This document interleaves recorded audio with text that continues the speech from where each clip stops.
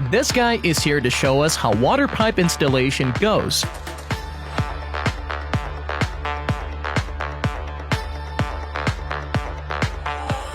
This guy is a professional at it after doing this job for so long.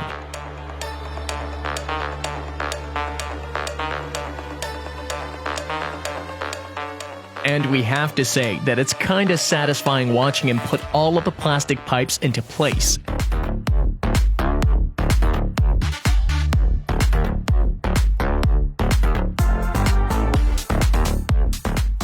This seems like a really big building. He probably has a lot of work to do.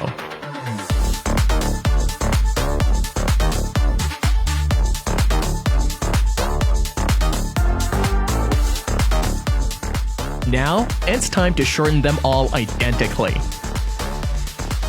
Once that part is over, he adds other plastic pipes onto the ends.